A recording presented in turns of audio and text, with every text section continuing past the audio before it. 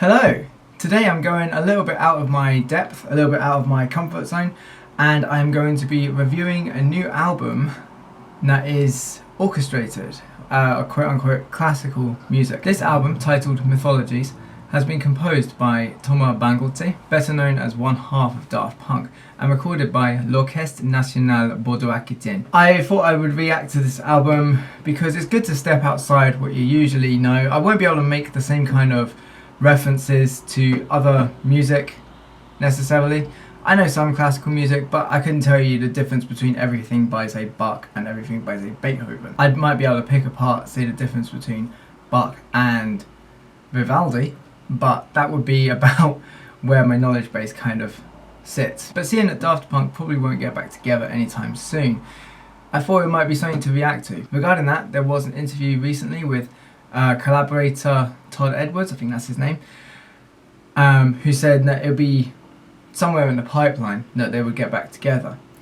But then there was another interview that I read from Bangalter himself, relating to this album actually, where he says something to the effect of, "I don't want to be a robot in this day and age," referring to his concern for AI generated music, and that he wanted to get back to something where he would be composing with just pen and paper. Anyway, that's basically most of the context that I can give right now. This album is 1.5 hours long, featuring 23 tracks. If it is based on mythologies, there may be some parts that I know and some parts that I don't know.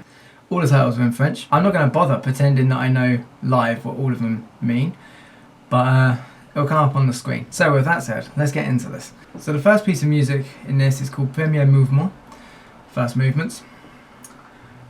And it's got a very slow build, as I would expect for an album of 1.5 hours.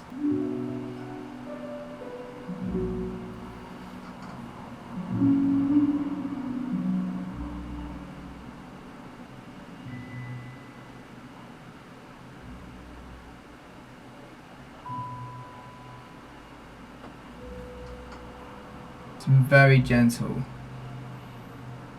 percussive instruments and harps over a very long sustained violin note, I want to say. It's not the guitar based rock music I would normally go for, but when an orchestra hits well, it's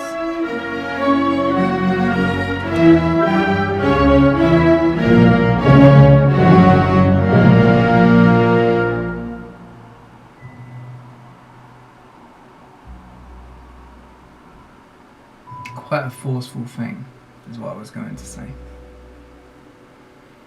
This is track 2, Le Catch, which I imagine is the same thing as it is in English.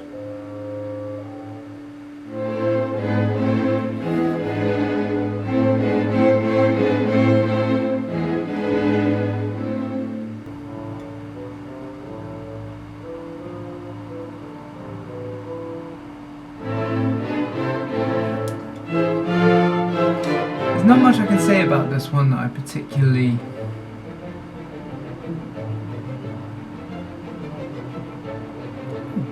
well, I was about to say that this track didn't interest me as much as the first one, but there is a bit of drive to this track after all. I am very simple like that. Drive is most of what I look for in music, I would say. That's probably not true, but it is a big deal. Oh, okay, this is the kind of thing I like, where we have this interplay, this juxtaposition. The limits of an orchestra are truly the composer's imagination.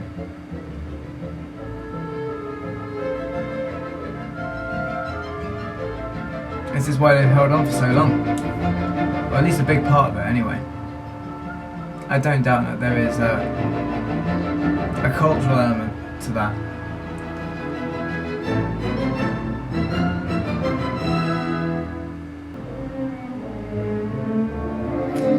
The track started off so pedestrian for me and ended up becoming quite something else.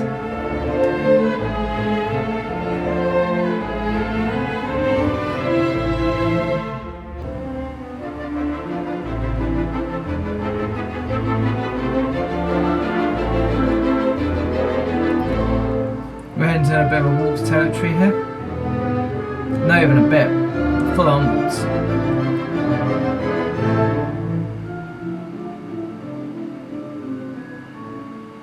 Mythologies 3. Thalestris.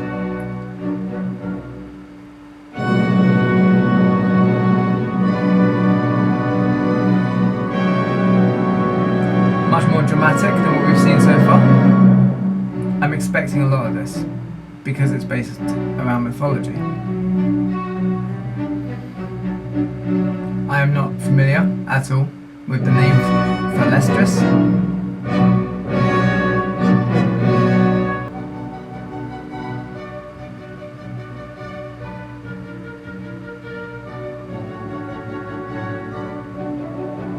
Ooh, I like this. This part here.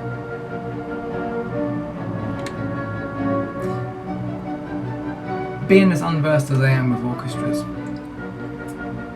it's always difficult to place what it is I feel connected with. Obviously there's the force of the orchestra. It's something to be experienced live, if you haven't already.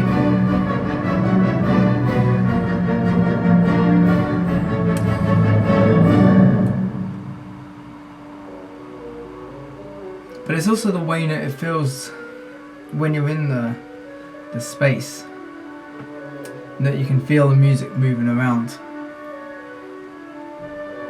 where it's coming from these very centered acoustic spaces in the room.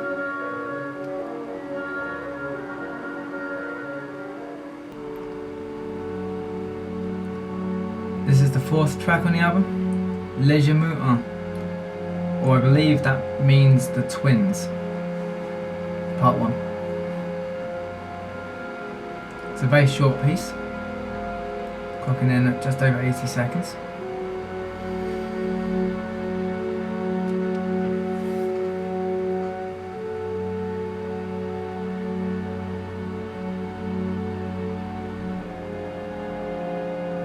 Yeah, it feels like it's saying so much already.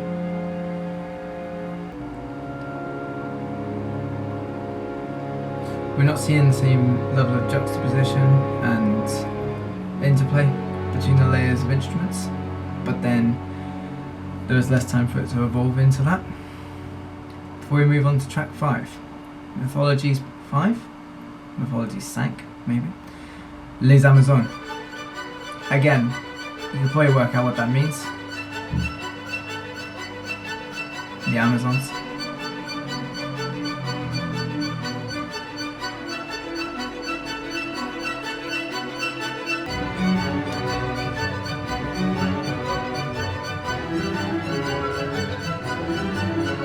The higher end of this. It feels like some of the details get lost when the other motif comes in. But that kind of adds this wonky feeling.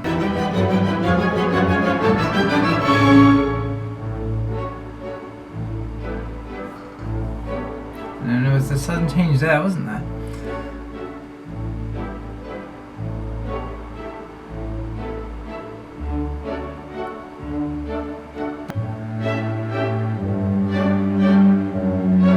I would love to know again the story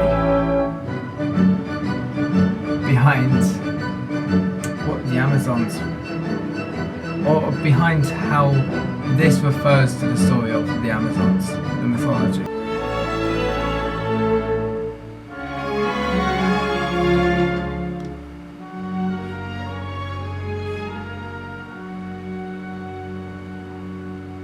The next track from Mythologies is number 6, L'arrivée d'Alexandre, the arrival of Alexander.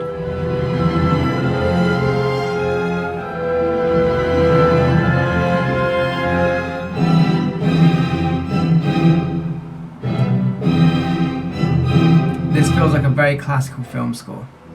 That's one thing I can comment on this in terms of referencing.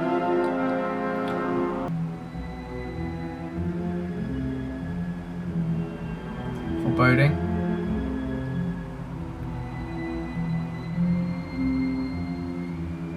intense.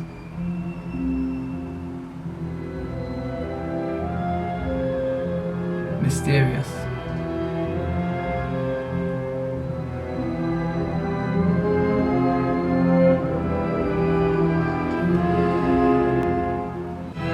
There's nothing here that feels too outside of its own comfort zone.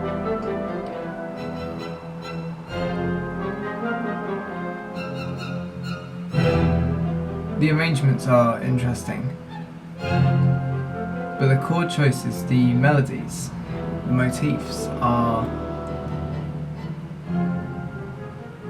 fitting with a certain standard that's been defined over centuries at this point. Perhaps less so in the last century, but in the centuries prior. Would this be out of place, being written by Wagner? Perhaps not.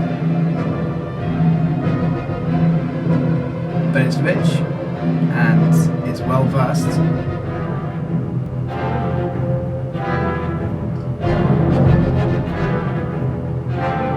I like it.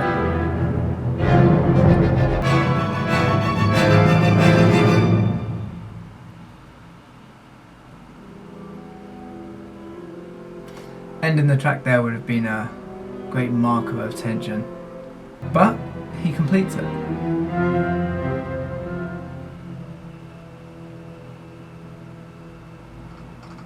And he leaves it on a point of resolution. Just in time for track 7, Treize Nuits, 13 Nights. A very different feel from the last track. I wonder how many people are coming over from the knowledge of him performing in Daft Punk, like myself. And I wonder what they're all making of it. I would love to see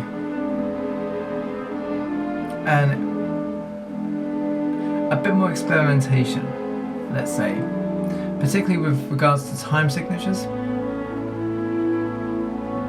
Oh, that's nice. So this is what I refer to. Everything feels like it fits with standards of orchestras that we've come to expect. But then those standards are standards for a reason. We'll swell that night.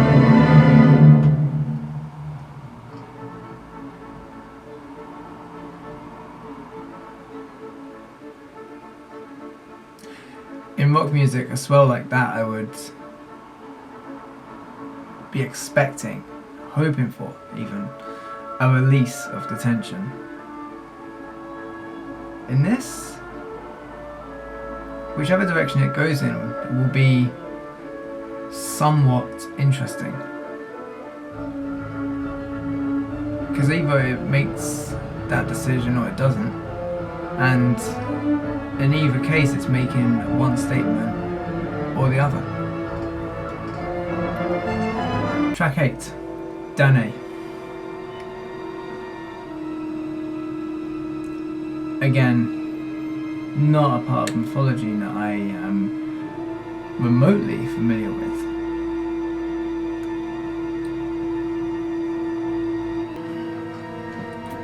The choice of intervals between notes here are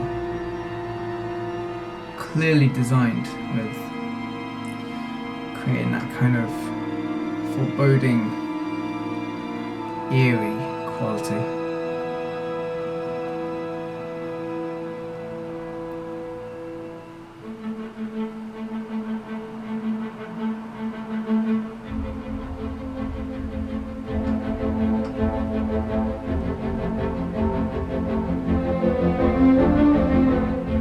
Then we get this nice gallop.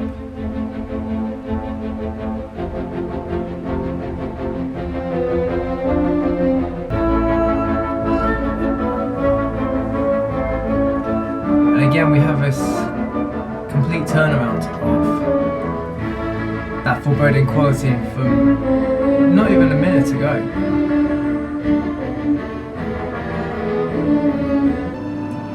Again, what a what a choice that can only truly really be based in narrative. Narrative that escapes me completely.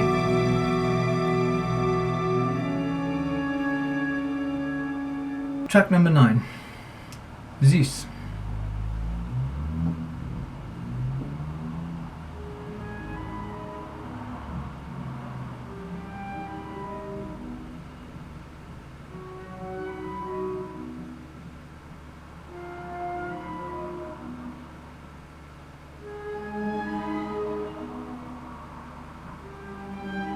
I can just picture all the Percy Jackson readers out there knowing more about what's going on than I am. One concern with an album of this length, of this many tracks, is that every piece, every movement will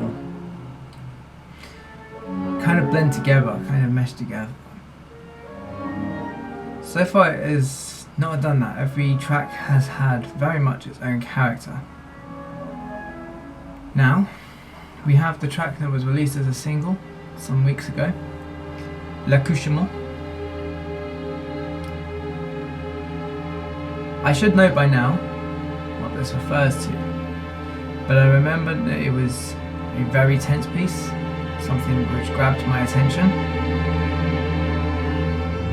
Very rich, somber and dark. The swirling layers of instruments here are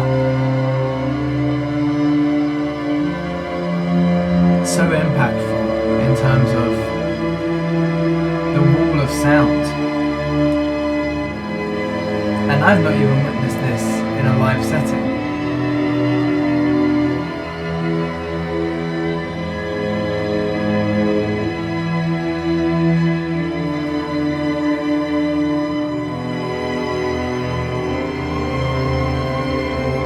Some heavy vibrato being used on the strings.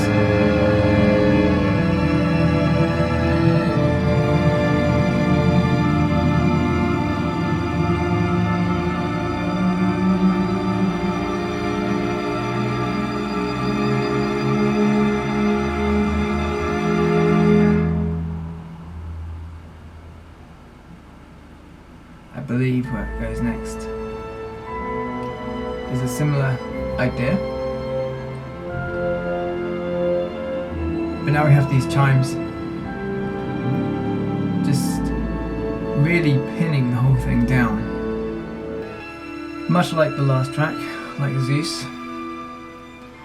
there's not as strong a development in terms of the musical ideas, but the instrumentation, the choices of how to orchestrate this are very accomplished. Beautiful sustained note at the end there. Track 11 is Les Gorgones.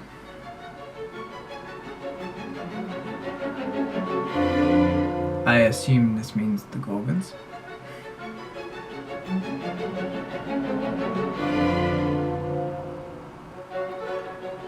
I like the use of the flurries in between the pulsing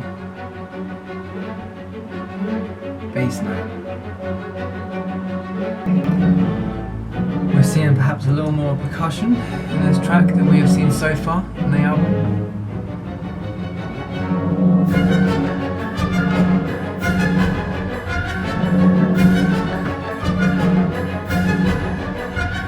Intense, heavy,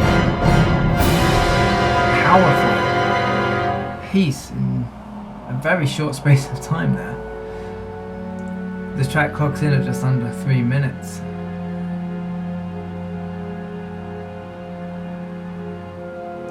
We've seen it go through in that time. Playfulness, danger, and now this kind of sadness.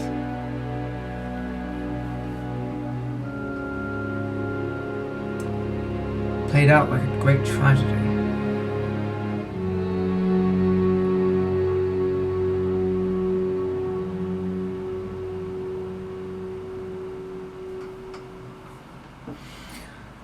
The next track, part 12, Renaissance.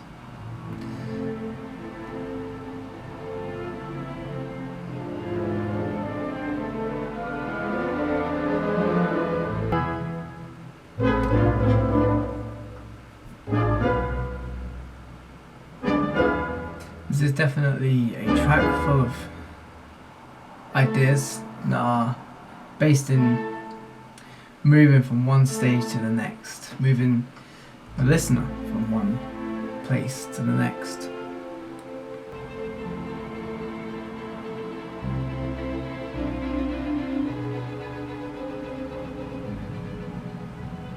It's a very gentle kind of pulse happening throughout underneath this.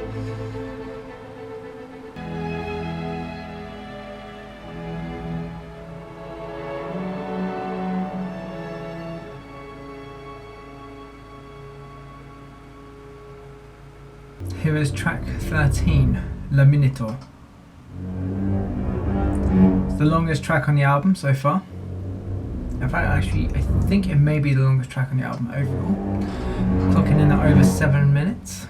Surely this is expressing some of the lowest frequencies heard on the album. It's very intense. It's very dangerous sounding. And yeah, I'm expecting a lot of evolution in this particular track.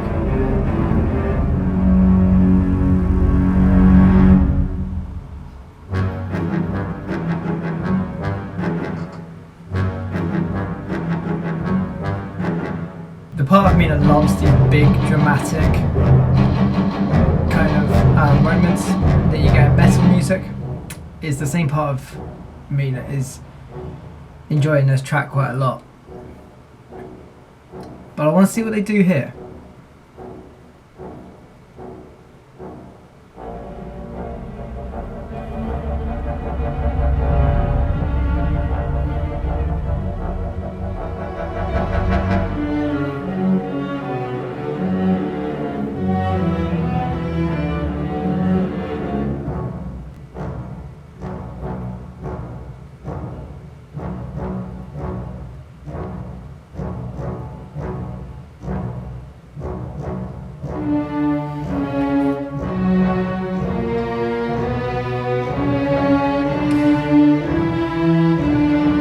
Definitely the biggest statement I'm getting so far on the album.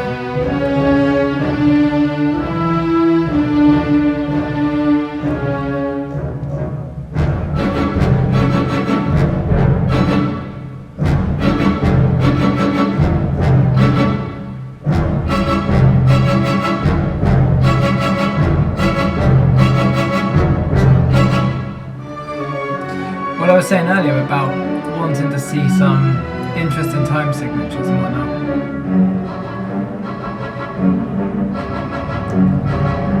While it's not an interesting time signature in a mathematical sense, the choices of emphasis, it's a little bit Shostakovich like there actually. Okay, next we have track 14, Eden.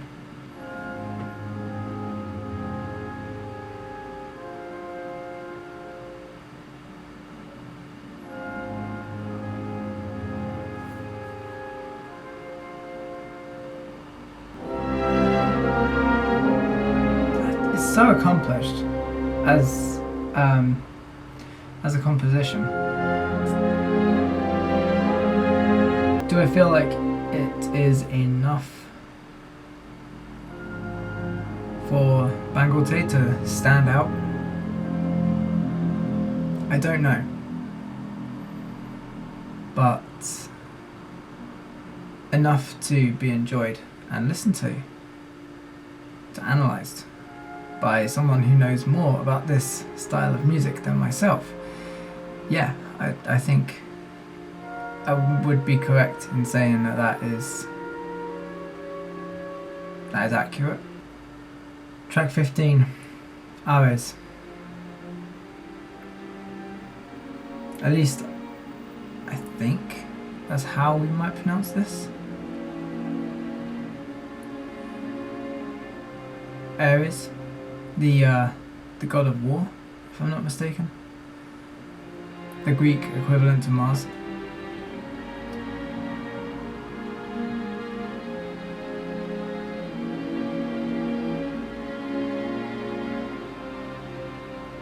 In this latter half of the album, we're having much more of this low mood, effectively, this point of tragedy that we are fixating on. And really, this one feels like it falls... Oh. Well, I was going to say that it feels like it followed up Eden quite well. And now we're getting this very strong, interesting pulse. This swell and drop.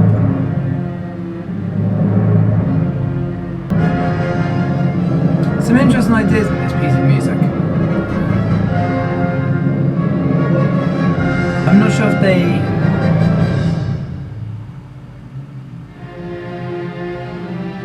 No, I've decided that they don't. I was going to wonder if they overstayed their welcome. But they cut out just at the point where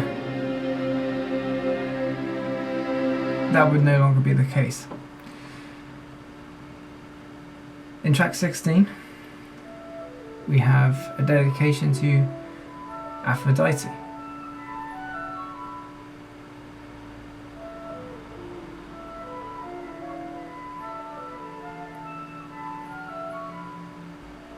It's a lovely motif with much more of a hook than some of the tracks on the rest of this album. I do wonder if this album may feel a little heavy on motifs sometimes. But see, now it feels like it's about to evolve again. And when it does, it's always the high points.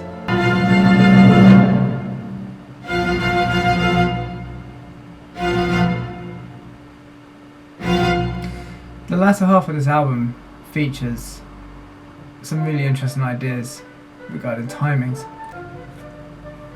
Okay, track 17, Les Naïades. Naïades. I may be pronouncing the...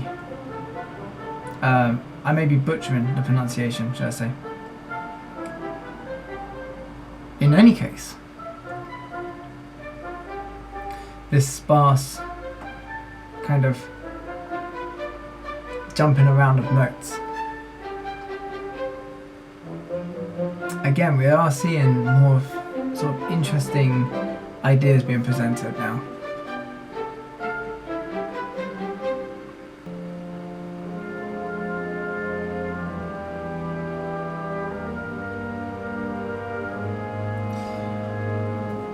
I feel like this has been played out in the last few tracks, this particular chord progression. We now have track 18, Pas de Deux, as I believe that to be step of 2, Pas de Deux. There's something very sweet about this piece of music. Romantic, even.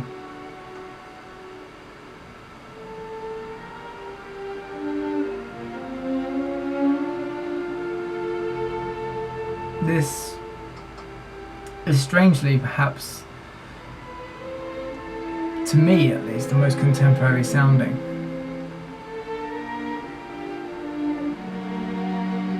Kind of like a Rodgers and Hammerstein type composition. Maybe even something that would fit into a bunch of classic Disney movies.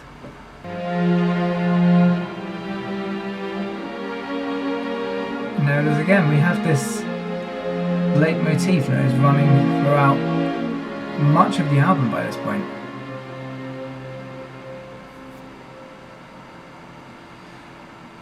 We're now moving to track 19 of Mythologies, Circonvolution. I have no idea what that means. It sounds like something I would translate into English, but we are seeing a return of that sort of bouncy 6/8 timing.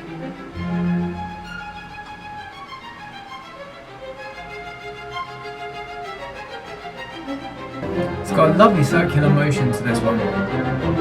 And now as we get into this build, we have kind of a swirling feeling with that.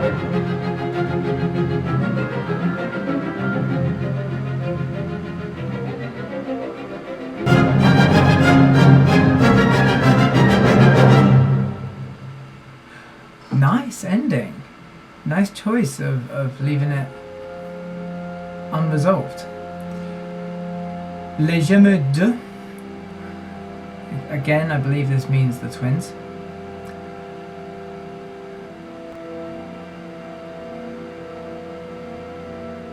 And by this point in the album, it has become very difficult to remember how Les Gémeaux I had gone. If we are really hearing anything kind of new here, it would take multiple listens of this album. It would take repeated listens of this album to know if there's any difference between the two tracks, or at least to put the two tracks side by side.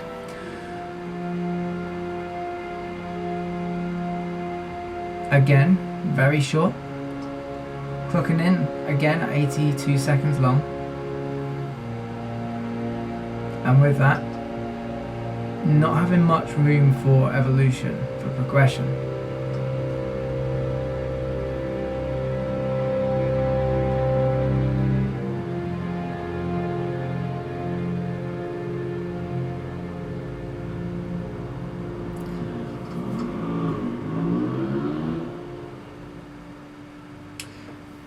Earlier, we had the track Le Minotaure. Oh, this is track 21, Icare. Icarus, I would take that to believe. There's something I really like about the sound qualities I'm hearing here. The use of the chimes together with the violins. The level of tension over underneath such a otherwise hopeful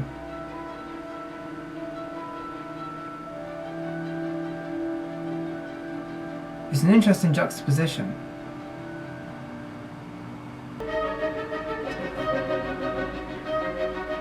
Of course, expecting the downfall to come towards the latter half of this track,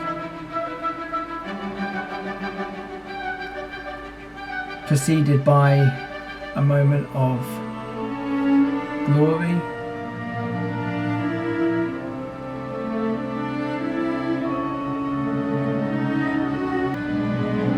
This is definitely one of my more preferred tracks on this album.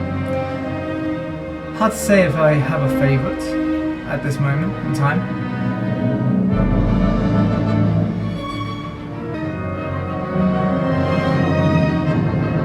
There's something of more contemporary composers in this, of Naïades and John Williams.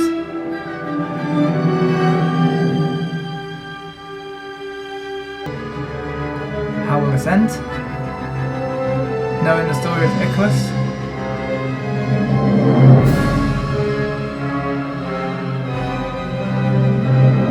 with a downward motion.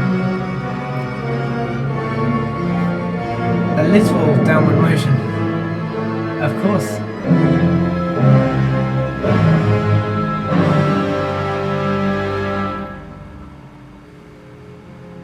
The penultimate track, Danse Funèbre. I'm trying to remember from my limited knowledge of French if that has something to do with funerals. Not too dissimilar from a Danse Macabre.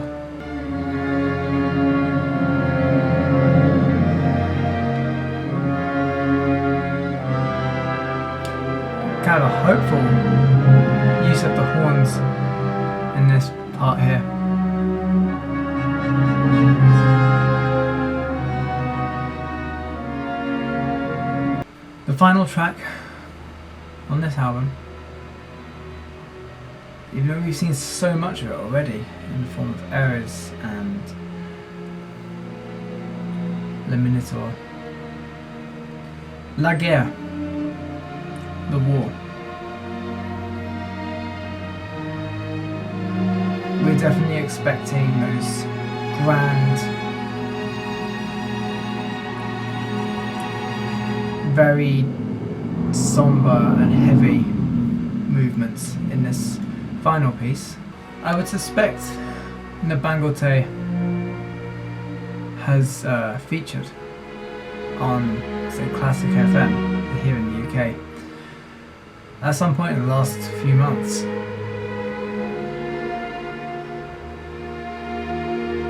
His knowledge of the craft of composition is clearly well stated here.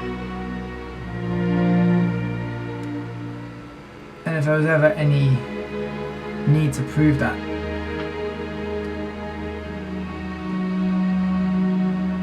then he has done quite a good job here. It's been 10 years since the last Daft Punk album came out.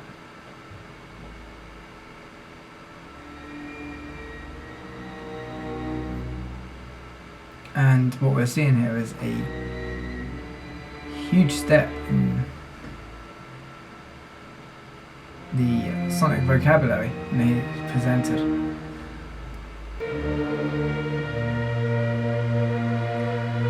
The use of glissando there, almost emulating a siren.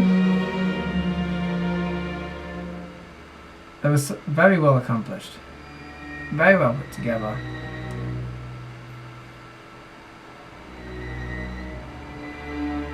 And really a sound that kind of brought the whole aspect of the narrative into the 20th century at the very least. Here he has used the same effect again, the same compositional idea, but in a much more maddening way, less like a siren, more like a moment to reflect the insanity of war. Well, that was Mythologies by Thomas Bangalter.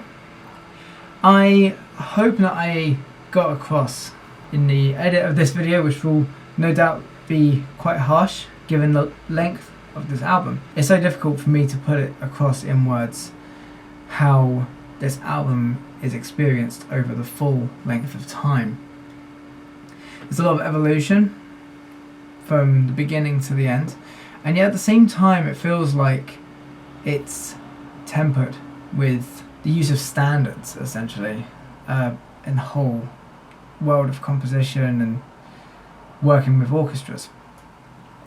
So, yes, as I said at the very beginning of this video, it's not an area of expertise. It's outside my comfort zone in terms of analysis, but it's not outside my comfort zone in terms of what I like to listen to. Let me know what you think, if you've heard this album, and if you haven't heard it. If it's not your usual cup of tea, but you decided to sit through and experience something different with me for the past while, let me know what you thought about it. It is, as we can all imagine, a huge departure from what he's most known for. Perhaps you also feel that it was a bit tame, or perhaps you also feel that his name should be remembered in the works of 21st century composition. Feel free to like the video if you have enjoyed this abrupt departure from what I am used to doing on this channel. And other than that, have a good one.